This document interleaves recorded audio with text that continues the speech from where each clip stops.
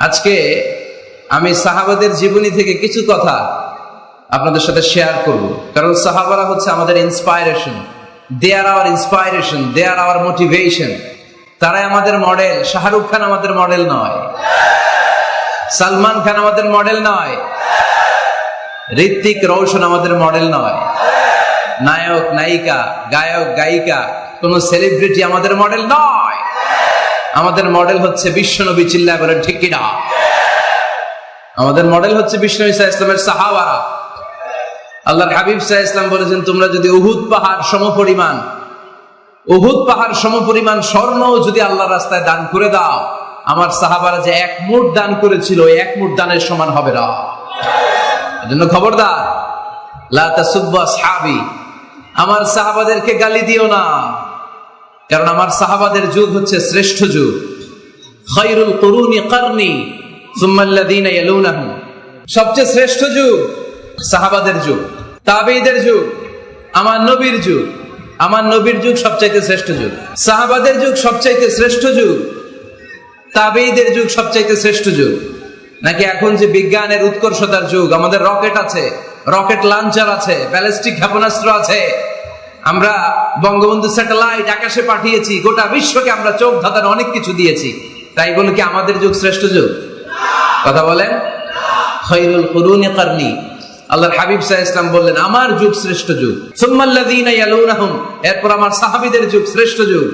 সুম্মাল্লাযীনা ইয়ালুনাহুম, এরপর আমার তাবেঈদের যুগ শ্রেষ্ঠ যুগ। ঠিক কি না? তাহলে শ্রেষ্ঠত্বের মানদণ্ডে ওনারা উত্তীর্ণ। রাদিয়াল্লাহু আনহুম ওয়া রাদু আন, আল্লাহও তাদের উপর সন্তুষ্ট, সাহাবাদের উপর। আবার সাহাবারাও আল্লাহর উপর সন্তুষ্ট, পড়েন সুবহানাল্লাহ। এর চেয়ে বড় ঘোষণা, এর চেয়ে বড় তাকাররুবাত কোন মানুষের পক্ষে আর হতে পারে? আল্লাহ কোন ওলির জন্য বলে নাই যে আল্লাহ তাদের উপর সন্তুষ্ট। শাহিদদের জন্য আল্লাহ সরাসরি এই স্টেটমেন্ট দেন নাই যে শাহিদদের উপর আমি সন্তুষ্ট। সালেহীনদের জন্য আল্লাহ এই স্টেটমেন্ট দেন নাই যে তাদের উপর আমি সন্তুষ্ট, তারাও সন্তুষ্ট। শুধুমাত্র কেবলমাত্র একমাত্র সাহাবা রিদওয়ানুল্লাহি তাআলা আলাইহিম আজমাইন, শুধুমাত্র কেবলমাত্র একমাত্র উনাদের ক্ষেত্রে আল্লাহ বলেছেন আমি সাহাবাদের উপর সন্তুষ্ট, আর সাহাবাও আমাকে পেয়ে সন্তুষ্ট। আওয়াজ করে পড়েন আল্লাহু আকবার। এজন্য ওনারা হচ্ছে আমাদের model. The companions of our beloved prophet, they are our model. সাহাবারা আমাদের মডেল। আমরা যদি অনুকরণ করি, কাউকে ফলো করব বিশ্বনবীকে আর বিশ্বনবীর সাহাবাদেরকে। ঠিক কি না? একমত না দ্বিমত? জোরে বলতে হবে। এজন্য রব্বুল আলামিন বলেন, মুহাম্মাদুর রাসূলুল্লাহি ওয়াল্লাযীনা মাআহু আশিদ্দাউ আলাল কুফফারি রুহামাউ বাইনাহুম। মুহাম্মদ সাল্লাল্লাহু আলাইহি ওয়াসাল্লাম হলেন আল্লাহর রাসূল। আরে আল্লাহর রাসূলের সাথে যারা থাকে মানে সাহাবারা, আশিদ্দাউ আলাল কুফফার, তারা কাফেরদের ব্যাপারে বজ্র কঠোর, রুহামাউ বাইনাহুম, নিজেরা পুষ্পকোমল। পড়েন সুবহানাল্লাহ। সাহাবারা কাফেরদের ব্যাপারে কি? বজ্র কঠোর। আওয়াজ করে বলতে হবে, কাফেরদের ব্যাপারে কি? বজ্র কঠোর। আর নিজেরা পুষ্পকোমল। আমরা হয়ে গেছি উল্টা, আমরা নিজেরা বজ্র কঠোর, তাই না? একজন আরেকজনের ছায়া দেখতে পারি না, একজন আরেকজনের নাম শুনতে পারি না। আমরা যে ভাই আমরা যে মুসলিম, এটা আমরা ভুলে গেছি। ঠিক কিনা? আমাদের কোরআন কয়টা? একটু আওয়াজ করে বলতে হবে, কোরআন কয়টা? আমাদের রব কয়জন? নবী কয়জন? কাবা কয়টা? বাইতুল্লাহ কয়টা? মসজিদে নববী কয়টা? বদরের মাঠ কয়টা? উহুদের মাঠ কয়টা? কিন্তু আমাদের মধ্যে ঠেলাঠেলি আছে না নাই? আমাদের প্রভু এক নবীর উম্মত, জীবন বিধানে ওই শিবানী কোরআন। তবে কেন এক নও হে মুসলমান, এক হও করি আহ্বান। ঠিক কিনা? বাইতুল্লাহ এক, মদিনা শরীফ এক, পাহাড় এক বদরের মাঠে, একটা তো জীবন আর মরণ যে একটাই, একের সাথে মিলে মিশে একটাই প্রাণ। তবে কেন এক নও হে মুসলমান, এক হও করি আহ্বান, ঠিক কিনা? এখন সময় এসেছে এক হওয়ার, এক প্ল্যাটফর্মে চলে আসা, আলাদা থাকার সময় নাই। কারণ যখন আমরা একা তখন আমরা ব্যক্তি। খেয়াল করে শুনেন, যখন আমরা একা তখন আমরা ব্যক্তি, আর যখন আমরা সবাই মিলি তখন আমরা শক্তি, ঠিক কিনা? কিন্তু আমরা একে অপরকে দেখতে পারি না। আমরা মুসলিম, আমরা ভাই ভাই, এটা আমরা ভুলে গেছি। শুধু আমি আপনি ভাই না, একজন কাফেরও আমার ভাই, একজন হিন্দু আমার ভাই, একজন খ্রিস্টানও আমার ভাই, একজন নাস্তিকও আমার ভাই। ভ্রাতৃত্ব তিন ধরনের, একটা হচ্ছে আল উখুয়া আন-নাসাবিয়া, রক্তের বাঁধনের ভাই, আমার মায়ের পেটের যে ভাই সে হচ্ছে আমার রক্তের ভাই। আরেকটা হচ্ছে আল উখুয়া দ্বীনিয়া, দ্বীনি ভাই। আমরা সবাই কি ভাই? আওয়াজ করে বলতে হবে মুসলমান, কি ভাই? দ্বীনি ভাই। আরেকটা হচ্ছে আল উখুয়া আল ইনসানিয়া, মানবতার দিক থেকে ভাই। কারণ আমাদের সবার আদি পিতা একজন, তিনি কে? আদম আলাইহিস সালাম। সবার আদি পিতা একজন আদম, আদি মাতা একজন হাওয়া। সেই দৃষ্টিকোণ থেকে হিন্দু, মুসলমান, বৌদ্ধ, খ্রিস্টান, নাস্তিক সবাই কি? আওয়াজ করে বলতে হবে সবাই কি? দেখেন, খ্রিস্টান আমার ভাই, হিন্দু আমার ভাই, নাস্তিক আমার ভাই, কিন্তু আমরা মুসলমান একে অপরকে ভালোবাসতে জানি না, কাছে টানতে জানি না, বুকে টানতে জানি না। এজন্য বিভেদ ভুলে যান, বিভেদের প্রাচীরকে ভেঙে চুরমার করে দেন, সবাই একসাথে হয়ে যায়, এক হয়ে যায়, নেক হয়ে যায়। বরকত নাজিল করবে কে? তো সাহাবাদের বৈশিষ্ট্য বলতে গিয়ে আল্লাহ তাআলা বললেন আশিদ্দাউ আলাল কুফার, সাহাবারা কাফেরদের ব্যাপারে বজ্র কঠোর। রুহামাউ বাইনাহুম, নিজেরা পুষ্প কোমল, দিল দরিয়া। আমরা হয়ে গেছি উল্টা, আমরা নিজেরা বজ্র কঠোর, তাই না? নিজেরা বজ্র কঠোর। আমরা নিজেরা যেন বজ্র কঠোর না হই, একে অপরের সাথে যেন হিংসা প্রকাশ না করি, বিদ্বেষ প্রকাশ না করি। আমরা যেন মুসলমান ভাই ভাই হয়ে যায়। চান ভাই ভাই হতে? চান সবাই ভাই ভাই থাকবো? সবাই চান? আল্লাহ তুমি কবুল করো, আমরা পড়ি আমিন। আরো জোরে পড়তে হবে আমিন। তাহলে আমাদের মডেল হচ্ছে সাহাবারা। কারা? আরো জোরে বলতে হবে, কারা? তো যারা আমাদের মডেল, তাদের জীবনী জানার দরকার আছে না নাই? হ্যাঁ, সাহাবাদের জীবনী আপনারা পড়েন। সাইয়েদনা আবু বকরের জীবনী পড়েছেন, ওমর ফারুকের জীবনী, সাইয়েদনা আলী রাদিয়াল্লাহু তাআলা আনহু, ওসমান রাদিয়াল্লাহু তাআলা আনহু। আজকের এই মাহফিলটা, আমার আলোচনার সার্থকতা ঘটবে তখন যখন সবাই মিলে আমরা এই সিদ্ধান্ত নিতে পারবো যে আমাদের মডেল বিশ্বনবী, আমরা বিশ্বনবীর জীবনী পড়বো। আমাদের মডেল সাহাবারা, আমরা সাহাবাদের জীবনী পড়বো, এবং তাদের জীবনী থেকে যে চেতনা, যে প্রেরণা, যে অনুপ্রেরণা আমরা পাই, সেটা আমাদের জীবনে কাজে লাগাবো। জোরে বলেন ঠিক কিনা? যারা সাহাবাদের জীবনী পড়ে তারা কি কখনো মিথ্যা বলতে পারে? ঘুষ খেতে পারে? সুদ খেতে পারে? খাদ্যে ভেজাল দিতে পারে? মাছে ফরমালিন দিতে পারে? ওজনে কম দিতে পারে? ক্যাসিনোর ব্যবসা করতে পারে? পেঁয়াজের দাম বাড়াতে পারে? কোন মেয়েকে ধর্ষণ করতে পারে? এগুলো হবে দেশপ্রেমিক, এগুলো হবে আল্লাহওয়ালা। এজন্য প্রিয় ভাইরা, আসুন আমরা সাহাবাদের জীবনী পড়ি এবং ওনাদের জীবনী থেকে আমরা অনুপ্রেরণা নিয়ে অনুপ্রাণিত হই।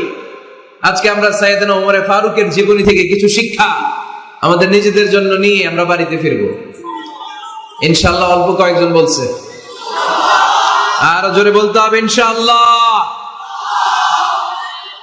মাশাআল্লাহ। সাইয়েদনা ওমর ফারুক রাদিয়াল্লাহু তাআলা আনহুর জীবনী আমরা শুনবো। কার জীবনী? আওয়াজ করে বলতে হবে, কার জীবনী? আমি যত সময় কথা বলবো, প্রশ্ন করলে উত্তর দিতে হবে বাঘের বাচ্চার মতো। আমরা ওমরে ফারুকের জীবনী শুনবো। কার জীবনী? ওমরে ফারুকের জীবনী। আল্লাহ তাআলা তিনটা ইমানি ধাক্কা ওনার হৃদয়ে দিয়ে ওনাকে ইসলামের জন্য কবুল করে নিয়েছেন। কয়টা ধাক্কা? সবাই বলতে হবে। আরো জোরে বলেন কয়টা? তিনটা। এক নাম্বার ধাক্কা হচ্ছে বিশ্বনবীর দোয়ার ধাক্কা। দোয়ার একটা ধাক্কা আছে না নাই? এটা বড় ধাক্কা। এটা ব্যালিস্টিক ক্ষেপণাস্ত্রের চেয়েও কড়া, মারাত্মক। মিসাইল হামলা করলে যেমনি লক্ষ্যবস্তু ভেদ করে, দোয়ার মতো দোয়া করলো দোয়া যে লক্ষ্যবস্তুতে আঘাত হানে, ঠিক কিনা? বিশ্বনবী দোয়া করলেন, আল্লাহুম্মা আইজ্জাল ইসলাম বিহাব্বির রাজুলাইনি ইলাইক। আল্লাহ, এই মক্কার দুইজন লোকের একজনকে তুমি কালিমার সুশীতল ছায়াতলে এনে দাও। দুইজন লাগবে না, কয়জন লাগবে? জোরে বলেন, একজন। কারণ যুগ জামানা পাল্টে দিতে চাই না অনেকজন, এক মানুষই আনতে পারে জাতির জাগরণ। এক মানুষই বিপদকালে বাঁচায় কাফেলায়, ক্ষুদ্র ডিঙ্গি বাঁচায় জাহাজ অসীম দরিয়ায়। এজন্য জামানা পাল্টে দিতে লাগে কয়জন? এজন্য বিশ্বনবী আল্লাহর কাছে দোয়া করলেন, আল্লাহ মক্কার দুজনের একজন, দুজন চাই না, দুজনের যে কোনো একজনকে কালিমার সুশীতল ছায়াতলে এনে দাও। এক হলো ওমর ইবনুল খাত্তাব, হয়তো খাত্তাবের বেটা ওমরকে তুমি ইসলামের ভেতরে নিয়ে আসো, কিংবা আবি জাহাল ইবনে হিশাম, হিশামের বেটা আবু জাহেলকে তুমি মুসলমান বানায়া দাও। দুইজন চাইছেন নাকি একজন? হয় খাত্তাবের বেটা ওমর কিংবা হিশামের বেটা আবু জাহাল, দুজনের একজনকে আমার চাই। ওমরে ফারুকের জন্য দোয়াটা কবুল করে নিয়েছে কে? তাহাজ্জুদের নামাজ পড়ে বিশ্বনবী যখন দোয়া করলেন, এই দোয়া যে ওমরে ফারুকের হৃদয়ে একটা ধাক্কা মারল। সুবহানাল্লাহ পড়েন। দোয়ার ধাক্কা বড় ধাক্কা, ঠিক কিনা? প্রায় শুনবেন ক্যান্সার হয়েছে, ডাক্তার বলে দিছে বাঁচবে 2 মাস। কয় মাস? এরপর আমি দেখছি লোকটা 8 বছর বেঁচে ছিল। কয় বছর? ডাক্তার বলছে বাঁচবে কয় মাস, বেঁচে ছিল কয় বছর? 8 বছর। কিসের বরকতে? দোয়া। কিসের বরকতে? তাহলে দোয়ার একটা পাওয়ার আছে না নাই? একটা ধাক্কা আছে না নাই? বিশ্বনবী দোয়া করলেন, আল্লাহ হয় ওমরে ফারুককে আপনি এনে দেন, অথবা আবু জাহেলের মনটারে নরম করে দেন। ওমরে ফারুকের জন্য দোয়াটা কবুল করে নিল কে? এই দোয়ার একটা বরকত ওমরে ফারুকের হৃদয়ে ছুঁয়ে গেল। এক নাম্বার ধাক্কা। ধাক্কা সব একবারে দেওয়া যায় না। ধাক্কা একবারে দেওয়া যায়? ডাক্তারের কাছে গেলে ডাইরেক্ট কি অ্যান্টিবায়োটিক মারে? কথা বলেন। প্রথমে সামান্য ঔষধ দেয়, সিম্পল ডোজ, তারপরে ডোজ একটু বাড়ায়, ফাইনালি কাজ না হলে অ্যান্টিবায়োটিক মারে। কথা বলেন। প্রথম ধাক্কাটা গেল তিনি দোয়ার ধাক্কা। বিশ্বনবী দোয়া করলেন, ওই দোয়ায় ওমরে ফারুকের হৃদয়ে ছুঁয়ে গেল। এরপরে রব্বুল আলামিন ওমরে ফারুককে ধাক্কা মারলেন কোরআনের একটা সূরা দিয়ে। সূরাটার নাম হলো সূরাতুল হাক্কা। কি সূরা? কোন সূরা দিয়ে ধাক্কা দিছে? সূরা হাক্কা। সূরা হাক্কা দিয়ে দিছে এক, কথা কয় না। সূরা হাক্কা দিয়ে দিয়েছেন এক।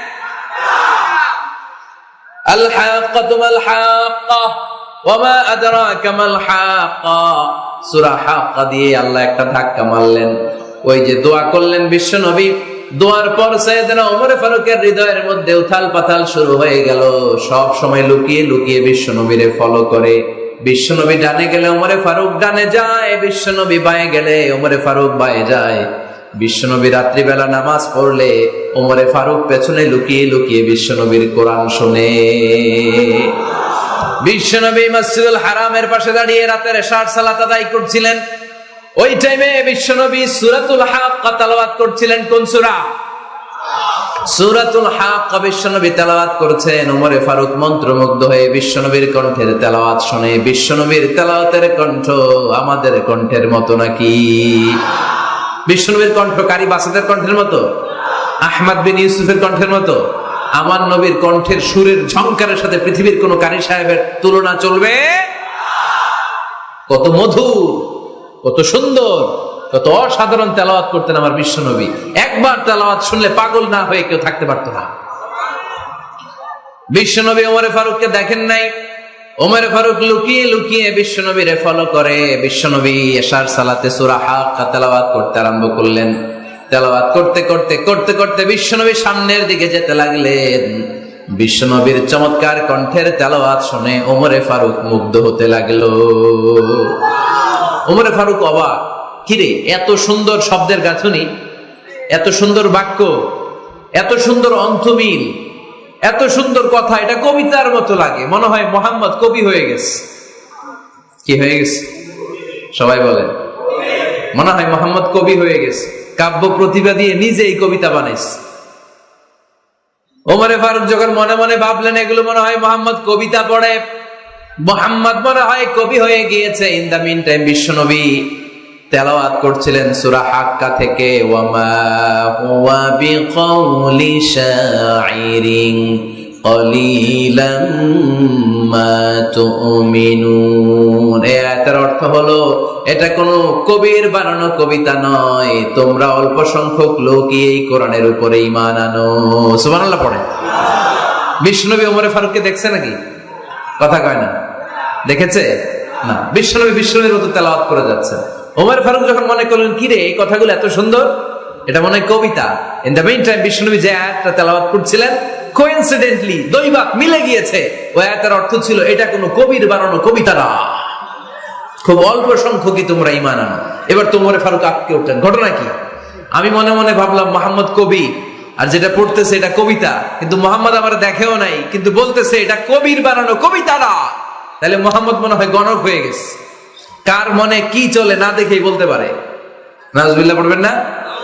ওমর ফারুক এবার মনে মনে ভাবে মোহাম্মদ তাহলে কবি না, আগেরটা ভুল ধারণা আমি করেছি, মোহাম্মদ কবি নয়, মোহাম্মদ হলো গণক। আওয়াজ করে পড়েন নাউযুবিল্লাহ। মোহাম্মদ মানুষের মনে কি চলে গণনা করে সব টের পেয়ে যায়, সব বুঝতে পারে। বিশ্বনবী তখন যে আয়াতটা তেলাওয়াত করছিলেন সেটা হলো ওয়ালা বিকাউলি কাহিনিন কলিলাম মা তাযাক্কারুন। বিশ্বনবী তখন যে আয়াতটা তেলাওয়াত করছিলেন এই আয়াতের অর্থ হলো এটা কোনো গণকের বানানো কথা নয়, খুব অল্প সংখ্যক লোকই তোমরা উপদেশ গ্রহণ করো। বিশ্বনবী ওমর ফারুককে দেখে? কথা কয় না, দেখে না, কিন্তু মিলে যাচ্ছে। ওই আয়াতের পরের আয়াতটা ছিল এটা গণকের বানানো কোনো গণনা নয়, খুব অল্প সংখ্যকই তোমরা ঈমান আনো। এবার তো ওমর ফারুক বেহুশ। হায় হায়, প্রথমে ভাবলাম কবিতা, সে পড়ে যাচ্ছে না কবির বানানো কবিতা না। এরপর মনে মনে ভাবলাম মনে হয় গণক, সে বলে না এটা গণকের বানানো গণনা নয়। তাহলে এটা কি? এটা কি কি এটা কি পড়ে মুহাম্মদ, যার কণ্ঠের তেলাওয়াত শুনলে মানুষ পাগল হয়ে যায়। বিশ্বনবী তখন পড়তে আরম্ভ করলেন তানজিলুম মির রাব্বিল আলামিন। এর মানে হলো এটা কবিতা না, এটা গণকের বানানো গণনা না, মানুষের বানানো কিচ্ছু না, এটা গোটা বিশ্বের রব আল্লাহ পাকের বাণী। সুবহানাল্লাহ পড়ে। এই 2 নাম্বার ডোজ করলো। প্রথম ডোজ পড়ছে দোয়ার ডোজ। প্রথম ডোজ কিসের? দোয়া। 2 নাম্বার সূরা হাক্কা দিয়ে আল্লাহ দিলেন এক ধাক্কা। এই সূরা হাক্কার ওই ঘটনার পর ওমরে ফারুক তো পাগল পড়া, কি ঘটে গেল আমার সাথে ওই দিন। আমি মনে মনে যা ভাবি সব মোহাম্মদ বুঝে। আল্লাহ 2 নাম্বার ডোজ দিলেন সূরা হাক্কা দিয়ে এক ধাক্কা। সুবহানাল্লাহ পড়েন। এরপর ওমরে ফারুক প্রায় বিশ্বনবীর কথা ভাবেন, বিশ্বনবী কোথায় যান লুকিয়ে লুকিয়ে দেখেন। এবার রব্বুল আলামিন ভাবলেন এবার সূরা তাহা দিয়ে আমি 3 নাম্বার ডোজ দিয়ে দিব। পড়েন সুবহানাল্লাহ। এবার 3 নাম্বার ডোজ পাবেন, কিন্তু শয়তান ওয়াসওয়াসা দিচ্ছে, ওমরে ফারুক যাও, মক্কায় ঘোষণা হয়েছে মুহাম্মদের কল্লা এনে দিতে পারলে এত এত স্বর্ণ মুদ্রা। শয়তানের ওয়াসওয়াসায় আবার ভুল পথে হাঁটতে লাগলেন সাইয়েদনা ওমর। নাঙ্গা তরবার নিয়ে বিশ্বনবীর মাথা কাটার জন্য বের হয়ে গেলেন। বনু জাহারা গোত্রের একটা লোক বলে, ওমর তুমি কোথায় যাও? ওমরে ফারুক বলেন মুহাম্মাদের কল্লা কাটার জন্য যাচ্ছি। পড়েন নাউজুবিল্লাহ। আবু জাহারা গোত্রের লোক বলে তুমি মুহাম্মাদের কল্লা কাটতে যাও? আরে তোমার বোন ফাতেমা বিনতে খাত্তাব আর তোমার বোনের জামাই সাঈদ, এরা তো 2জন কালিমা পড়ে মুসলমান হয়ে গেছে। আরে মুহাম্মাদের কল্লা পরে কাটো, আগে ঘর সামলাও। যে ওমর, আগে ঘর সামলাও, পরে তুমি মুহাম্মাদের কল্লা কাটতে যাও। ওমরে ফারুক রেগে গেলেন, রাস্তা ঘুরিয়ে বাড়ির দিকে চলতে আরম্ভ করলেন। রাগে তিনি গড়গড় করছেন। ওমরে ফারুকের বোন ফাতেমা বিনতে খাত্তাব, বোনের জামাই সাঈদ, তাদের 2জনকে খাব্বাব রাদিয়াল্লাহু তাআলা আনহু সূরা তাহা ঘরের ভিতরে তেলাওয়াত করে শোনাচ্ছিল। পড়েন সুবহানাল্লাহ। সূরা তাহা দিয়ে আল্লাহ একটু পরে ধাক্কা মারবে আরেকটা। ওমরে ফারুক যখন আসলেন, ওমরে ফারুকের আওয়াজ শুনে খাব্বাব রাদিয়াল্লাহু তাআলা আনহু লুকিয়ে গেলেন। ওমরে ফারুক দরজার মধ্যে কড়া নাড়লেন, বোন বলে, কে তুমি? সাইয়েদনা ওমর বললেন, আমি ওমর। খুলে দেওয়া হলো। ঘরের ভেতরে ঢুকেই কথা নাই বার্তা নাই, নিজের আপন বোনকে মারতে শুরু করলো ওমর। বোন জামাইকে আঘাত করতে শুরু করলো। মারতে মারতে নিজের কলিজার টুকরা বোনকে, বোনের জামাইকে সাইয়েদনা ওমরে ফারুক পিটাতে পিটাতে রক্তাক্ত করে ফেললেন। গা দিয়ে ফিনকি বের হয়ে যখন রক্ত বের হয়, সাইয়েদনা ওমরে ফারুকের দিলের মধ্যে মায়া তৈরি হয়ে যায়। সাইয়েদনা ওমরে ফারুক বললেন, আমার কলিজার টুকরা বোন আর বোন জামাই, তোরা কেন মুহাম্মাদের কথায় পাগল হলি? বুঝলাম না কেন মক্কার লোকগুলো পাগল পড়া হয়ে সব মুহাম্মাদের দলে চলে যায়। কি এমন কথা মুহাম্মদ তোদের শোনায়, কি এমন বাণী তোদের শোনায় যে বাণী শুনে সব তোরা মুহাম্মাদের দলে চলে গেলি?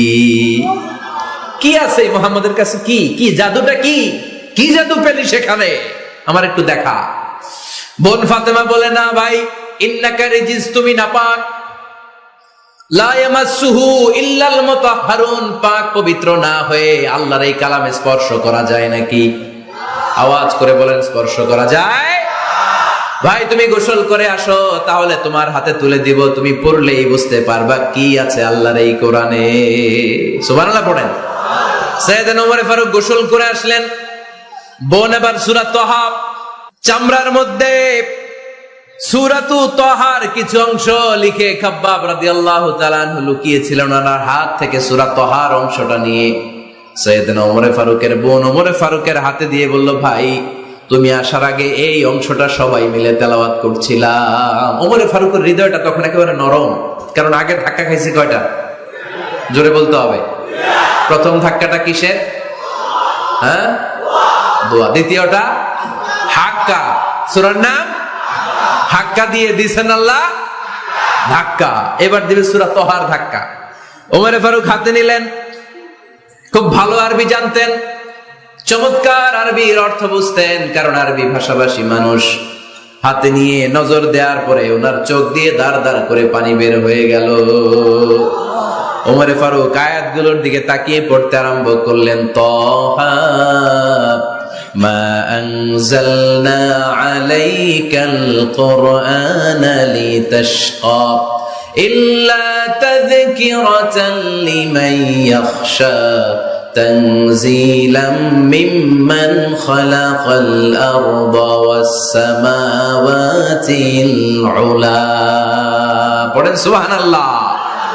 উনি পড়তে আরম্ভ করলেন, তাহা মা আনজালনা আলাইকাল কুরআনা লিতাশকা, এই কোরআনকে হতভাগা জাতি হিসেবে থাকার জন্য তোমাদের উপর নাজিল করি নাই।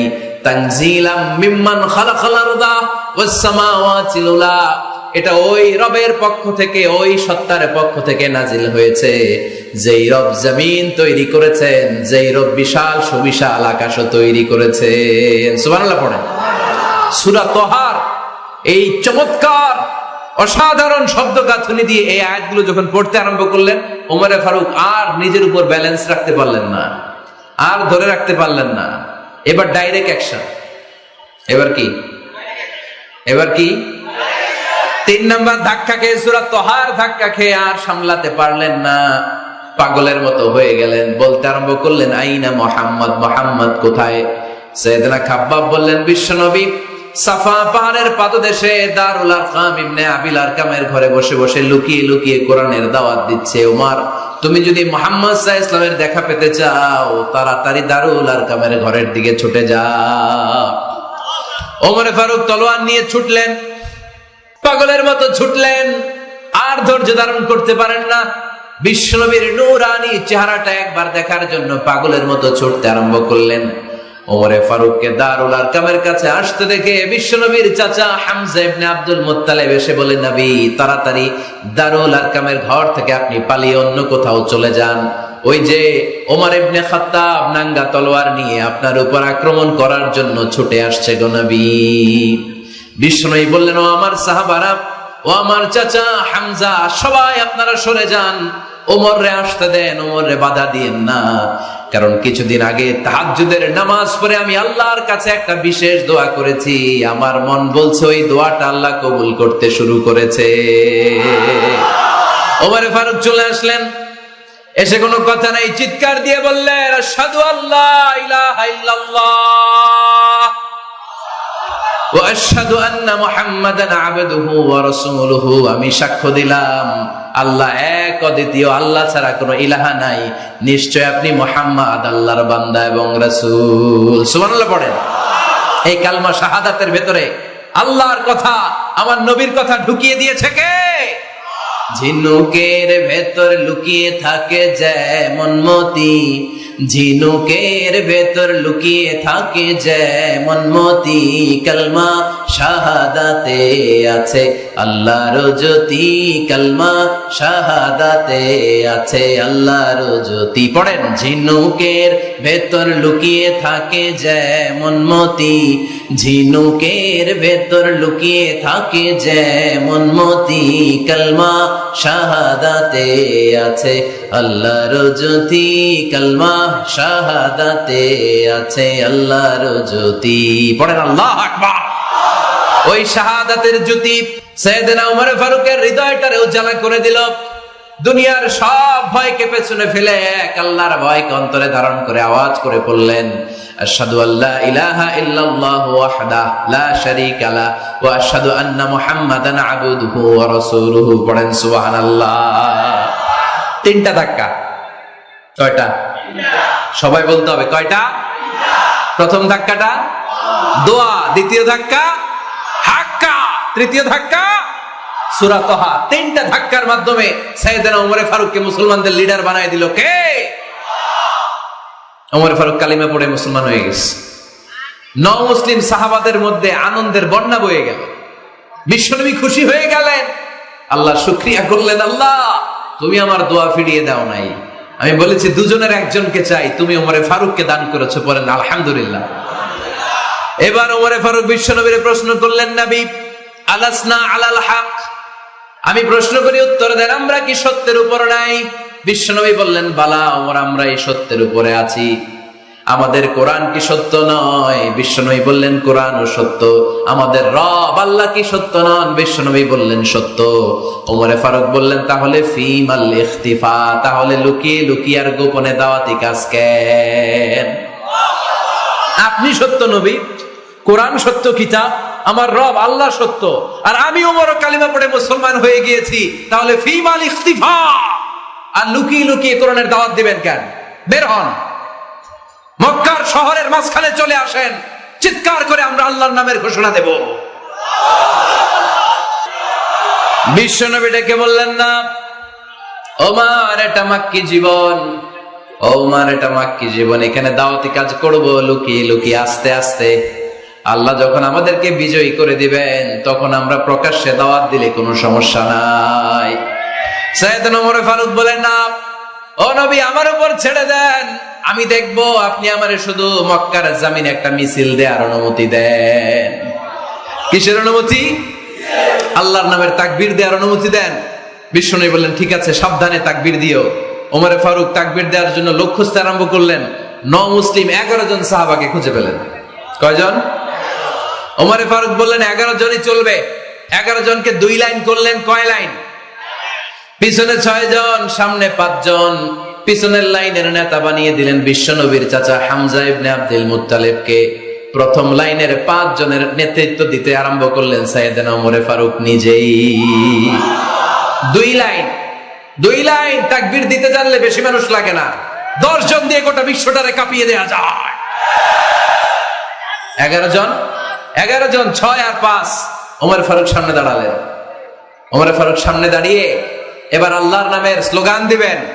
ওমর ফারুক বলেন, আমরা খুব লম্বা চূড়া স্লোগান দিব না, খুব ছোট্ট, দারুল আরকামের ঘর থেকে কাবা ঘর পর্যন্ত, বাইতুল্লাহ পর্যন্ত, এতটুকু জায়গা আমরা তাকবীর দিতে দিতে সামনের দিকে এগোবো, পৃথিবীর কোনো শক্তি আমাদেরকে থামায় দিতে পারবে না।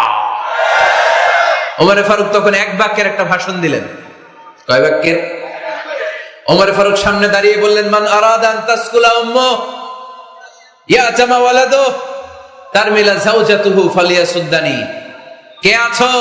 মান আরাদা আন তাসকুলা উম্মু, কে আছো মায়ের বুক খালি করতে চাও? ইয়াতামা ওয়ালাদু, কে আছো বাচ্চাগুলারে, সন্তানগুলারে ইতিম বানাতে চাও? তারমিলা যাওজাতুহু, কার এত বড় বুকের পাটা আছে দেখি, কে আছো স্ত্রীকে বিধবা বানাতে চাও? বুকের পাটা থাকলে আমি ওমর রে থামাও, যদি সাহস থাকে আমি ওমরের মিছিল থামাও। ওমর ফারুক শুরু করলেন আল্লাহু আকবার, আল্লাহু আকবার, আল্লাহু আকবার। স্লোগান দিতে দিতে সাইয়েদনা ওমর ফারুক কাবার গিলাফ যে স্পর্শ করলেন, ওমর ফারুকের এই স্লোগান কেউ থামাতে পারে নাই। কিয়ামত পর্যন্ত এই আল্লাহর নামের স্লোগান কেউ থামাতে পারবে না। চিল্লায় বলো ঠিক কিনা? ওমর ফারুকের স্লোগান সেদিন মক্কায় কেউ থামাইতে পারছিল? আওয়াজ করে বলতে পারছিল? এখনো আল্লাহর নামের স্লোগান কেউ থামাই দিতে পারবে? কিয়ামত পর্যন্ত আমার রবের স্লোগান কেউ থামাতে পারবে? পারবে না। ওমর ফারুক স্লোগান দিলেন, আবু জাহেল, উতবা, শাইবা, ওয়ালিদ ইবনে মুগীরা আল্লাহু আকবার ধ্বনি শুনে বাইরে আসছে। কিরে এত বড় স্লোগান, আমাদের কাছ থেকে পারমিশন নেয় নাই, অনুমতি নেয় নাই। অনুমতি নেওয়া ছাড়াই স্লোগান শুরু। বের হয়ে দেখে মিছিলের সামনে ওমর। ওমর ফারুককে দেখে আবু জাহেল দিছে এক দৌড়, উতবা দিছে আরেক দৌড়, শাইবা দিছে বহু দৌড়। সুবহানাল্লাহ পড়বেন না? এজন্য ওমর বেশি লাগে না, ওমর লাগে একজন। চিল্লায় বলতে হবে ওমর ফারুক লাগে কয়জন? একজন। ওমরই গোটা বিশ্বের চেহারা পাল্টে দিতে সক্ষম। চিল্লায় বলেন ঠিক কিনা? গোটা বিশ্বে মুসলমানদের আছে করুণ অবস্থা। আমাদের কোনো সেন্ট্রাল লিডারশিপ নাই। আমাদের মুসলিম দেশগুলোর এক করে রাখবে, ভাইয়ের ভাইয়ের মতো রাখবে, আমাদের স্বার্থ নিয়ে কথা বলবে, এরকম নেতা আমাদের নাই। ঠিক কিনা? আমরা সেই ওমর ফারুকের অপেক্ষায়, আমরা সেই ইমাম আল মাহাদির অপেক্ষায়, যার একটা হুঙ্কারের আহ্বানে গোটা বিশ্বের সব মুসলমান এক প্ল্যাটফর্মে চলে আসবে। ওইরকম নেতা একজন লাগবে। কয়জন? গোটা মুসলিম উম্মাহকে একত্রিত করার জন্য একজন ওমরই যথেষ্ট। ঠিক কিনা? আবার বিশ্বনবী বলছেন লা নাবিয়্যা বা'দি ওয়ালা রাসূলা, আমার পরে কোনো নবী নাই, আমার পরে কোনো রাসূল নাই। তবে লাউ কানা বা'দি নাবিয়্যুন লাকানা উমর, আমি নবীর পরে যদি নবী হওয়ার যোগ্যতা কারো থাকে, আমার ওমরের মধ্যে সেই যোগ্যতা আল্লাহ দিয়েছে। প্রভু তুমি বলেছো রাসূল দেবে না, বলনি দেবে না ওমর, বলনি দেবে না হামজা তারিক, খালিদ বিজয় সমর। প্রভু তুমি বলেছো রাসূল দেবে না, বলনি দেবে না ওমর, বলনি দেবে না হামজা তারিক, খালিদ বিজয় সমর। প্রভু তুমি বলেছো রাসূল দেবে না। আল্লাহু আকবার। একটা ওমর দরকার। কয়জন দরকার? কয়জন দরকার? এই পুরা উম্মাহ, মুসলিম উম্মার মধ্যে ওনার পজিশন নাম্বার 3। ওমর ফারুকের পজিশন নাম্বার 1 নম্বর পজিশন বিশ্বনবীর সাল্লাল্লাহু আলাইহি ওয়াসাল্লাম। দ্বিতীয় পজিশন আবু বকর। আর 3 নম্বর পজিশন সুবহানাল্লাহ পড়বেন না? আশরাতুল মুবাশশিরিনা বিল জান্নাহ, জান্নাতের সুসংবাদ প্রাপ্ত অনেক সাহাবার কথা হাদিসে পাওয়া যায়, কিন্তু এক হাদিসে আল্লাহ রাসূল সাল্লাল্লাহু আলাইহি ওয়াসাল্লাম 10 জন সাহাবীর কথা বলেছেন। ওই 10 জনের ভেতরে সাইয়েদনা ওমর ফারুক আছে না নাই? আবার ওমর ফারুক ছিলেন বিশ্বনবীর শ্বশুর। সাইয়েদনা ওমর ফারুকের কন্যা হাফসা রাদিয়াল্লাহু তাআলা আনহাকে বিশ্বনবী বিয়ে করে ওমর ফারুকের জামাই হয়েছে, আর ওমর ফারুককে বিশ্বনবী শ্বশুর বানিয়েছে। সুবহানাল্লাহ পড়েন। আগে জানতেন এটা? ওমর ফারুক রাদিয়াল্লাহু তাআলা আনহু যে বিশ্বনবীর শ্বশুর ছিল, এটা আজকে প্রথম জানলেন। কে কে দেখি? দেখছেন? অনেকেই জানেন না। মাশাআল্লাহ, হাত নামান, আমরা জেনে নিব। জানতে কোনো সমস্যা নাই। বাঁচতে হলে জানতে হবে। বাঁচতে হলে কি করতে হবে? জানতে হবে। 4 জন খলিফার 2 জন হচ্ছে বিশ্বনবীর মেয়ের জামাই, বাকি 2 জন হচ্ছে বিশ্বনবীর শ্বশুর। সাইয়েদনা উসমান রাদিয়াল্লাহু তাআলা আনহুর কাছে বিশ্বনবী সাল্লাল্লাহু আলাইহি ওয়াসাল্লাম 2 কন্যাকে বিয়ে দিয়েছেন। বিশ্বনবী সাল্লাল্লাহু আলাইহি ওয়াসাল্লামের মোট কন্যা 4 জন। কয়জন? বড় মেয়ের নাম যায়েনব রাদিয়াল্লাহু তাআলা আনহা, ওনার স্বামীর নাম ছিল আবুল আস ইবনে রাবি'। তারপরের মেয়ের নাম হচ্ছে উম্মে কুলসুম, ওনাকে বিয়ে দিয়েছিলেন বিশ্বনবী সাইয়েদনা ওসমান রাদিয়াল্লাহু তাআলা আনহুর সাথে। উম্মে কুলসুম রাদিয়াল্লাহু তাআলা আনহার ইন্তেকালের পরে আরেক মেয়ে রুকাইয়াকে বিশ্বনবী সাইয়েদনা ওসমানের কাছে আবার বিয়ে দিয়ে দিলেন। সুবহানাল্লাহ পড়ে। আর সবচেয়ে ছোট্ট কন্যা ফাতেমা রাদিয়াল্লাহু তাআলা আনহাকে বিয়ে দিয়ে দিলেন নিজের চাচাতো ভাই সাইয়েদনা আলী রাদিয়াল্লাহু তাআলা আনহুর সাথে। তার মানে সাইয়েদনা ওসমান আর সাইয়েদনা আলী ছিল বিশ্বনবীর মেয়ের জামাই, ঠিক কিনা? আর সাইয়েদনা আবু বকর রাদিয়াল্লাহু তাআলা আনহুর কন্যা আয়েশা রাদিয়াল্লাহু তাআলা আনহাকে বিশ্বনবী বিয়ে করে আবু বকর রাদিয়াল্লাহু তাআলা আনহুকে বানালেন শ্বশুর, আর ওমরে ফারুকের কন্যা হাফসা রাদিয়াল্লাহু তাআলা আনহুকে বিয়ে করে ওমরে ফারুককেও বানালেন শ্বশুর। তাহলে 4 খলিফার 2 জন জামাই, 2 জন। আওয়াজ করে বলতে হবে, 4 খলিফার 2 জন, বাকি 2 জন। ওমরে ফারুক রাদিয়াল্লাহু তাআলা আনহুকে আল্লাহ তাআলা জ্ঞানও দিয়েছেন, আবার প্রজ্ঞাও দিয়েছেন। জ্ঞান আর আল্লাহর ভয়, তাকওয়া। আমার প্রিয় ভাইরা, রামগঞ্জের ভাইরা, তাই না? রামগঞ্জের ভাইরা, কোন ব্যক্তিকে যদি আল্লাহ তাআলা জ্ঞান দেয়, আবার যদি তাকওয়ার গুণ দেয়, জ্ঞানও আছে আবার আল্লাহর ভয়ও আছে, এই লোকের কেউ থামায় রাখতে পারবে না। এরা কেউ থামায় রাখতে পারে না, সে গোটা বিশ্ব জয় করবে। সাইয়েদনা ওমরে ফারুককে আল্লাহ তাআলা জ্ঞানও দিয়েছেন, আবার তাকওয়াও দিয়েছেন। সুবহানাল্লাহ পড়েন। বিশ্বনবী সাল্লাল্লাহু আলাইহি ওয়াসাল্লাম স্বপ্ন দেখলেন, বিশ্বনবী দুধ খাচ্ছেন, আঙ্গুলের ভেতর দিয়ে ফাঁক দিয়ে দুধ বেরোয়, বিশ্বনবী দুধ খাচ্ছেন। খেতে খেতে একটু দুধ আঙ্গুলে লেগে আছে, এই আঙ্গুলটা কারো মুখে না দিয়ে বিশ্বনবী সাল্লাল্লাহু আলাইহি ওয়াসাল্লাম ওমরে ফারুকের মুখের ভিতরে ঢুকাই দিলেন। অতিরিক্ত দুধটা ওমরে ফারুক খেলেন। সাহাবারা বললেন, মাযা ওয়ালতা বিহি ইয়া রাসূলুল্লাহ, হে আল্লাহর রাসূল, এই স্বপ্ন দিয়ে কি বুঝালেন, বুঝলাম না। বিশ্বনবী সাল্লাল্লাহু আলাইহি ওয়াসাল্লাম বললেন, আউয়ালতু বিহি আল ইলম, এটা দিয়ে আমি জ্ঞান বুঝিয়েছি, কারণ অতিরিক্ত দুধের অংশটা আমি কাউরে না দিয়ে ওমরকে দিয়েছি, তার মানে ওমরের জ্ঞানের কোনো তুলনা হয় না। এজন্য স্বপ্নে যদি কেউ দেখেন আপনি দুধ পান করছেন, এটা প্রমাণ করে আল্লাহ তাআলা আপনাকে দ্বীনের জ্ঞান দান করবে। আবার বিশ্বনবী সাল্লাল্লাহু আলাইহি ওয়াসাল্লাম আবার আরেক রাতে স্বপ্ন দেখলেন, সাহাবারা লাইন ধরে বিশ্বনবীর সামনে দাঁড়ানো, কোন সাহাবার জামা নাভি পর্যন্ত, কোন সাহাবার জামা হাঁটু পর্যন্ত, কোন সাহাবার জামা টাকনু পর্যন্ত, কোন সাহাবার জামা আরো ছোট, কিন্তু ওমরে ফারুকের জামা বিশ্বনবী দেখলেন এত বড়, টেনে হিচড়ে হিচড়ে বিশ্বনবীর সাথে চলছে। সুবহানাল্লাহ পড়বেন না? সাহাবারা বললেন, মাযা ওয়ালতা বিহি ইয়া রাসূলুল্লাহ, হে আল্লাহর রাসূল, এটা দিয়ে আপনি কি বুঝাতে চাইলেন? বিশ্বনবী বললেন, আউয়ালতু বিহি আত-তাকওয়া, এটা দ্বারা আমি আর-দ্বীন, দ্বীনদারি বোঝালাম, তাকওয়া বোঝালাম। সুবহানাল্লাহ পড়েন। বিশ্বনবী দেখলেন কোন সাহাবার জামা এতটুকু, কোন সাহাবার জামা এত লম্বা, কোন সাহাবার জামা পা পর্যন্ত লম্বা, আর সাইয়েদনা ওমরে ফারুককে দেখলেন ওনার জামা এত লম্বা, ওমরে ফারুক টেনে হিচড়ে জামা নিয়ে চলতেছে। বিশ্বনবী বুঝাতে চাইলেন, ওমরের যেহেতু জামা লম্বা, ওমরের ভেতরে আল্লাহর ভয়, দ্বীনদারিও খুব বেশি। চিল্লায় বলেন ঠিক কিনা? জ্ঞানও দিয়েছেন, আবার দ্বীনদারিও দিয়েছেন। এই দুইটা জিনিস যদি থাকে, এই পৃথিবীতে তাকে সফল রাষ্ট্রনায়ক বানায় দেয় কে? আবার এই পৃথিবীর বুকে যত নারীরা জান্নাতে যাবে, সব নারীদের সর্দারিনী হবে সাইয়্যিদাতুনা ফাতিমা রাদিয়াল্লাহু তাআলা আনহা। এই দুনিয়াতে যত যুবকরা জান্নাতে যাবে, তাদের সর্দার হবে সাইয়েদনা হাসান আর হুসাইন রাদিয়াল্লাহু তাআলা আনহুমা। আর এই দুনিয়ার বুকে যত বয়স্ক মানুষেরা জান্নাতে ঢুকবে, তাদের নেতৃত্ব দিবেন সাইয়েদনা আবু বকর আর সাইয়েদনা ওমর। বয়স্ক যারা আছেন, আপনাদের নেতৃত্ব দিবে কে? হ্যাঁ, একজন কয় আল্লাহ।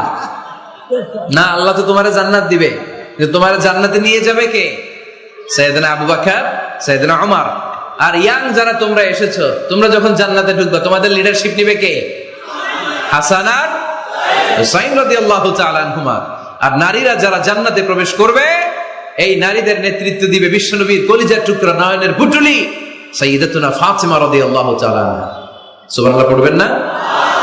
Omar Farooq, the superhero of Muslim উম্মাহ। আমরা কাদেরকে সুপার হিরো বানায় রাখছি আমরা জানি না। এই নায়ক নায়িকা, গায়ক গায়িকা, মডেলরা, চোখ ধাঁধানো গ্ল্যামার নিয়ে যারা চলে, এরা আমাদের মডেল নয়। আমাদের মডেল সাইয়েদনা ওমর ফারুক। ঠিক কিনা? ঠিক কিনা? ওমর ফারুক মসজিদে নববীর খতিব, খুতবা দিচ্ছেন। আপনারা কথা শুনতেছেন? কষ্ট হচ্ছে? মনোযোগ আছে না গেছে? আছে? আচ্ছা, আরো কয়েক মিনিট শুনবেন না? আচ্ছা। ওমর ফারুক রাদিয়াল্লাহু তাআলা আনহু জুমার খুতবা দিচ্ছেন। ওমর ফারুক জুমার খুতবা দিচ্ছেন। কিসের খুতবা? খুতবার মাঝখানে হঠাৎ চিৎকার মেরে বললেন, ইয়া সারিয়াত ইবনে জানিমিল জাবাল, ইয়া সারিয়াত ইবনে জানিমিল জাবাল, ইয়া সারিয়াত ইবনে জানিমিল জাবাল। মানে এই সারিয়া, এইদিকে না, জাবাল পাহাড়ের দিকে, জাবাল জাবাল, গো টু দা মাউন্টেন, পাহাড়ের দিকে যাও। এই কথা বলে আবার থেমে খুতবা দেওয়া শুরু করলেন। সাহাবারা আগামাথা কিছুই খুঁজে পেল না। আগের কথার সাথেও মিল নাই, পরের কথার সাথেও মিল নাই। জুমার নামাজ শেষ। সাহাবারা বললেন, আমিরুল মুমিনিন, খলিফাতুল মুসলিমিন ওমর ফারুক জুমার খুতবা দেওয়ার সময় হঠাৎ চিৎকার মেরে বললেন, ইয়া সারিয়াত ইবনে জানিমিল জাবাল। আপনার এই বাক্যের সাথে আপনার খুতবার আগের কথার কোনো মিল পেলাম না, পরের কথারও কোনো মিল পেলাম না। আপনি বুঝিয়ে বলেন, কেন বলেছেন আমরা তো বুঝলাম না। সাইয়েদনা ওমর ফারুক বলেন, আমি যখন জুমার খুতবা দিচ্ছি হঠাৎ আমার চোখের মধ্যে ভেসে উঠলো ওই যে গত কয়েক মাস আগে আমি আমার মুসলিম সেনাপতিকে ইরানে, পারস্যে, ওই ইরানের বিশাল রাজ্যে যুদ্ধের জন্য পাঠিয়েছি। আমি দেখলাম যুদ্ধের একটা ভয়ঙ্কর মুহূর্তে আমার মুসলিম সেনাপতি ভুল দিকে চলতে আরম্ভ করেছে। বাম দিকে তার পাহাড়, ডান দিকে উপত্যকা। ডান দিকে যদি সে চলে যায়, উপত্যকায় চলে যায়, শত্রু বাহিনীর হাতে ধরা খেয়ে সব মারা যাবে। আর আমার সেনাপতি যদি মুসলিম বাহিনীকে নিয়ে পাহাড়ের উপর উঠে যায়, আল্লাহর মেহেরবানিতে এই যুদ্ধেও তারা জয়লাভ করবে। এজন্য আমি মসজিদের মিম্বারে দাঁড়িয়ে রব্বুল আলামিন আমার চোখের সামনে ওই যুদ্ধক্ষেত্রের দৃশ্যপটটা তুলে ধরেছে, ওইটা দেখে আমি এখানে দাঁড়িয়ে আমার সেনাপতিকে কমান্ড দিয়েছি। পড়েন সুবহানাল্লাহ। যেন তেন মানুষ না এটা। জুমার মিম্বারে দাঁড়িয়ে হাজার কিলোমিটার দূর পারস্যে কি হচ্ছে সেটাও দেখতে পেতেন আল্লাহর মেহেরবানিতে। সুবহানাল্লাহ পড়েন। সাহাবারা বিশ্বাস করে নিলেন। কিন্তু মুনাফিক টাইপের যেগুলো, এগুলো বলে এটা আবার কেমন কথা, উনি আছেন মদিনার মিম্বারের মধ্যে দাঁড়িয়ে, হাজার হাজার কিলোমিটার দূরে কি হচ্ছে উনি দেখবেন কেমনে। এরা বিশ্বাস করলো না, সাহাবারা সবাই বিশ্বাস করলো, মুনাফিক গুলো বিশ্বাস করলো না। তারা মনে মনে ভাবলো, এই মুসলিম সেনাপতি বিজয়ের বেশে যেদিন মদিনায় আসবে, আমরা মদিনার উপকণ্ঠে দাঁড়িয়ে থাকবো, ওদেরকে জিজ্ঞেস করবো এমন এমন দিন ওমরে ফারুকের কণ্ঠের কোনো আওয়াজ শুনতে পেরেছিলে কিনা। বিজয়ী বেশে সাহাবারা যখন ফিরে আসতো, সব মুমিনরা আহলান ওয়া সাহলান জানাতে ওনাদেরকে রিসিভ করতে যেত, মুনাফিক গুলো যেত না। কিন্তু ওই দিন মুনাফিকরা সবার আগে যে হাজির। মুসলিম সেনাপতি যখন ঢুকলো, জিজ্ঞেস করলো, মুসলিম সেনাপতি, এত দিন আগের কথা, জুমার দিন দুপুর বেলা যুদ্ধক্ষেত্রে হঠাৎ করে আমিরুল মুমিনিনের কোনো কথা তুমি তোমার কান দিয়ে শুনতে পেরেছিলে কিনা বলো। সেনাপতি বলল, তোমরা কেমন করে বুঝলা, কেমন করে তোমরা জানলা? তোমরা ঠিকই জেনেছো, ঠিকই ধরেছো, ঠিকই বলেছো। যুদ্ধের কঠিন মুহূর্তে ভুল করে আমি উপত্যকার দিকে মুসলিম বাহিনীকে নিয়ে ছুটতে আরম্ভ করেছিলাম। হঠাৎ করে আমিরুল মুমিনিনের একটা কণ্ঠ আমার কানের ভেতরে ভেসে আসলো। আমি শুনতে পেলাম, ইয়া সারিয়াত ইবনে জানিমিল জাবাল, ডান দিকে উপত্যকার দিকে যেও না, তাড়াতাড়ি বাম দিকে পাহাড়ের উপর চড়ে যাও। শুনেছি আমি, আমার নিজ কানে শুনেছি। তোমরা কি করে জানলে? আমি নিজে শুনেছি। সেদিন আমিরুল মুমিনিনের এই ইনস্ট্রাকশন, এই গাইডলাইন যদি আমরা ফলো করতে না পারতাম, শত্রু বাহিনীর হাতে আমরা কচু কাটা হতাম। আমাদের চেহারা, আমাদের আত্মীয় স্বজনরা তোমরা কেউ দেখতে পেতে না। পড়েন সুবহানাল্লাহ। This is our super hero. আমাদের সুপার হিরোর নাম কি? চিল্লায় বলতে হবে, ওমর ফারুক রাদিয়াল্লাহু তাআলা আনহু। এইভাবে গাইডলাইন দিয়েছেন উম্মাহকে, এভাবে ইনস্ট্রাকশন দিয়েছেন। ওমর ফারুকের ব্যাপারে বিশ্বনবী বলেছেন, আশাদ্দুহুম ফি আমরিল্লাহি উমর, আল্লাহর জমিনে আল্লাহর দ্বীন বাস্তবায়নের ক্ষেত্রে আমার ওমরে ফারুকের চাইতে কঠিন কেউ ছিল না। এজন্য ওমরে ফারুককে মুনাফিকরা জমের মতো ভয় পেত। কারা ভয় পেত? এমনকি শয়তানও ভয় পেত। সুবহানাল্লাহ পড়েন। বিশ্বনবী বলতেন, মা লাকিয়াকা শাইতানু সালিকান ফাজ্জান ইল্লা সালাকা ফাজ্জান গায়রা ফাজ্জিন। ওমর, তোমার যদি ইবলিস শয়তান এই রাস্তা দিয়ে হেঁটে আসতে দেখে, ইবলিস শয়তান এই রাস্তা রেখে দিয়ে অন্য রাস্তা দিয়ে হাঁটে। ওমর, তুমি যদি এই রাস্তা দিয়ে হাঁটো, শয়তান জীবনে ওই রাস্তা দিয়ে হাঁটবে না, এই রাস্তা ধুয়ে আরেক রাস্তা দিয়ে হাঁটে। সুবহানাল্লাহ কইতে পারলেন না? আল্লাহর হাবিব সাল্লাল্লাহু আলাইহি ওয়াসাল্লামের স্ত্রীরা মাঝে মাঝে রাসূল সাল্লাল্লাহু আলাইহি ওয়াসাল্লামের কাছে বায়না ধরতো, নবী আমাদেরকে এইটা দেন, ওইটা দেন, আমাদের ঘরে এইটা নাই, ওইটা নাই। বিশ্বনবীকে, আমার কাছে কিচ্ছু নাই, থাকলে এমনি থাকো, নাইলে যাও। কিন্তু বিবিরাও ছাড়ে না, নবী আমাদের এটা দেন, ওইটা দেন, বায়না ধরছে সব বিবিরা। বিশ্বনবীর স্ত্রী ছিল কয়জন? হ্যাঁ, কয়জন? 11 জন। দাসী 2 জন। সব মিলে 13 জন। 11 স্ত্রী ধরছে, নবী এটা দেন ওইটা দেন। বিষ্ণু বলে কিছু নাই, স্ত্রীরাও ছাড়ে না। ইন দ্য মিন টাইম বিষ্ণুনবী হঠাৎ একটা সালাম শুনতে পেলেন। কে যেন দরজার মধ্যে এসে দাঁড়িয়ে নক দিচ্ছে আর বলছে আসসালামু আলাইকুম ওয়া রাহমাতুল্লাহ। বিষ্ণুনবী সালামের উত্তর দিলেন ওয়া আলাইকুমুস সালাম ওয়া রাহমাতুল্লাহ। আর বিষ্ণুনবী বুঝতে পেলেন এটা সাইয়েদনা ওমর ফারুকের কণ্ঠ। কার কণ্ঠ? সালামের উত্তর দিয়ে বিবিদের দিকে তাকায় দেখে একটা বিবিও নাই, সব অন্দর মহলে দৌড়। সুবহানাল্লাহ কইবেন না? এটারে ভয়ের কারণে দৌড় এটা বলে না, শ্রদ্ধার কারণে, তার হাইবাতের কারণে। হাইবাত পার্সোনালিটি, এটাকে বলে হাইবাত ওমর। ওমরে ফারুকের হাইবাত পার্সোনালিটি এত স্ট্রং ছিল, ওনাকে দেখলেই মানুষ ভয় পেত। ইসলামের জন্য ভয়। সুবহানাল্লাহ পড়তে হবে। বিশ্বনবীর কলিজার টুকরা স্ত্রী আম্মা জান আয়েশা রাদিয়াল্লাহু তাআলা আনহা, উনি নিজে ওমরে ফারুককে ভয় পেতেন, নিজেও ভয় পেতেন। মাঝে মাঝে বিশ্বনবীর সাথে ঝগড়া হয়ে গেলে, মধুর ঝগড়া, ভালোবাসার ঝগড়া যদি হয়ে যেত, বিশ্বনবী বলতেন আয়েশা চলো মিটমাট করে ফেলি, ঝগড়া করার কয়দিন থাকো, চলো মিটমাট করি। তো মিটমাট করার জন্য রাজি আছো? আম্মা জান আয়েশা বলতেন হ্যাঁ রাজি আছি। তো কারে আনা যায়? ওমর রে ডেকে আনি মিটমাট করার জন্য। আয়েশা রাদিয়াল্লাহু তাআলা আনহা বলে ওরে বাপ রে বাপ, ওমর না না, ওমর গালিজ, ওমরে ফারুকের ভয় লাগে আমার। সুবহানাল্লাহ কইবেন না? বিশ্বনবী যখন বলতেন আয়েশা তাহলে তোমার আব্বুকে ডেকে আনি, আম্মা জান আয়েশা বলতেন ঠিক আছে আব্বুরে ডেকে নিয়ে আসেন।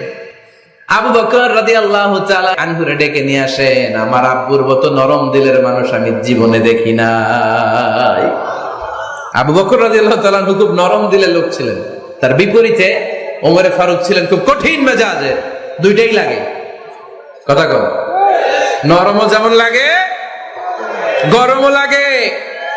নরম গরমের সমন্বয় দরকার আছে না নেই? আমার সুপার হিরো ওমরে ফারুক রাদিয়াল্লাহু তাআলা আনহু। আমরা যাদের আমাদের ছোট্ট বাচ্চা আছে, ঘরে 2 বছর 3 বছরের শিশু আছেন আমাদের, রাতের বেলা দেখবেন খেতে চায় না, খালি মায়েরা জ্বালায়।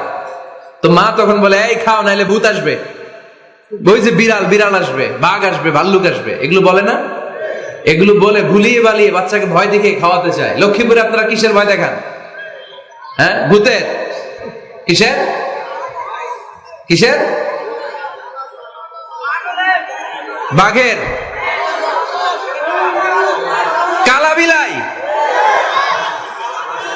কালাচান।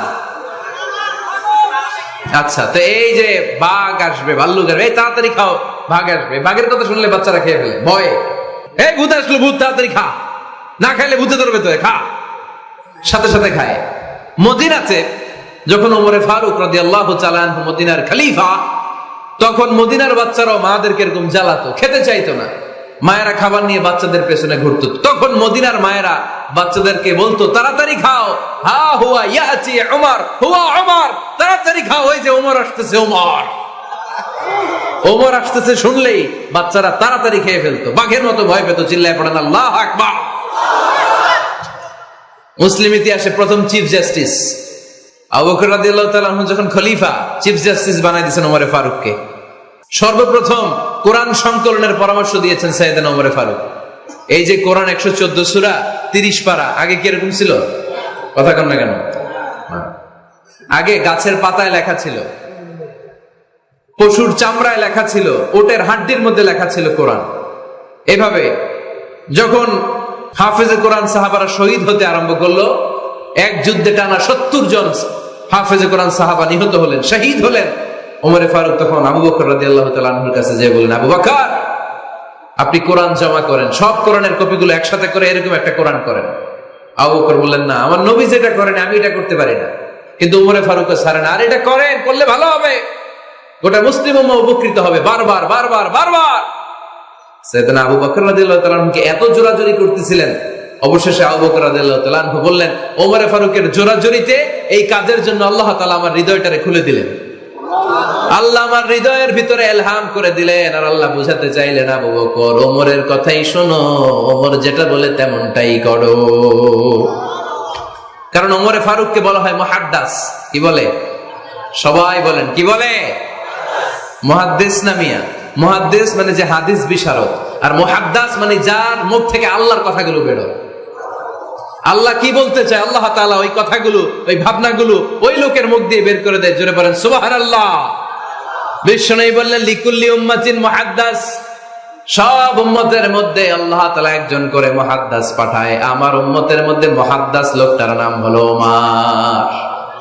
বিভিন্ন সময়ে ওমর ফারুক যেমনটা ভাবতেন ঠিক তেমন তেমন কোরআনের আয়াত পাঠিয়েছে কে? মদিনার সবচেয়ে বড় মুনাফিকের নাম হচ্ছে আব্দুল্লাহ ইবনে উবাই ইবনে সালুল। নাম শুনছেন? মুনাফিক চিনেন তো আপনারা? ভিতরে এক বাইরে আরেক, তার নাম সর্দার হচ্ছে আব্দুল্লাহ ইবনে উবাই ইবনে সালুল। ইন্তেকালের পরে তার ছেলে আব্দুল্লাহ এসে বলে, ইয়া রাসূলুল্লাহ, এটা চমৎকার ঘটনা, মনোযোগ দিয়ে শুনেন। ইয়া রাসূলুল্লাহ, আমার আব্বা আব্দুল্লাহ ইবনে উবাই ইবনে সালুল মুনাফিকদের লিডার, আপনিও জানেন আমিও জানি, কিন্তু আমার তো বাবা, আমার কি, আমার তো মায়া লাগে। ইয়া রাসূলুল্লাহ, আমার আব্বা ইন্তেকাল করেছে, আপনার গায়ের একটা জামা খুলে দেন। কি খুলে দেন? এই জামাটা দিয়ে আমার বাবার দাফন দেব, আর আপনি যে আমার বাবার জানাজার নামাজের ইমামতি করবেন, আসেন। ওমর ফারুক বললেন, না, আপনি যাবেন না। বিশ্বনবী দয়ার নবী, মায়ার নবী, রহমতের নবী, মায়া লেগে গেছে, আব্দুল্লাহর চোখের পানি দেখে যেতে আরম্ভ করলেন। ওমর ফারুক বললেন, খবরদার, নবী যাবেন না। বিশ্বনবী যাওয়ার জন্য রওনা হলেন। ওমর ফারুক বিশ্বনবীর জুব্বা টেনে ধরলেন। সুবহানাল্লাহ কোন? আমাদের দেশে হইলে কি বলতাম আমরা? বেয়াদবি করছে না? না, সম্পর্কটা এমন ছিল। ওমর ফারুক জুব্বা টেনে ধরেছেন। যখন আল্লাহ আয়াত নাযিল করলেন, ইস্তাগফির লাহুম আও লা তাস্তাগফির লাহুম ওয়া ইন তাস্তাগফির লাহুম 70 মাররাতান ফালাই ইয়াগফিরাল্লাহু লাহুম। বিশ্বনবী ওমর ফারুককে সরিয়ে দিয়ে জুব্বাটা হেঁচকা টান মেরে জানাজার নামাজের ইমামতি করে আসলেন। আসার সাথে সাথে ওমর ফারুকের পক্ষে আল্লাহ আয়াত নাযিল করলেন, নবী, ইস্তাগফির লাহুম আও লা তাস্তাগফির লাহুম, আপনি মুনাফিক সর্দারের জন্য ক্ষমা চান কিংবা না চান, জুব্বা দেন কিংবা কাঁদেন, যাই করেন না কেন, 70 বার যদি এই মুনাফিক সর্দারের জন্য আপনি ক্ষমা চান, আমি আল্লাহ আপনার এই দোয়া কবুল করব না। খবরদার, এটাই ফার্স্ট, এটাই লাস্ট। আর কোন মুনাফিকের জানাজা দিতে আপনি যাবেন না।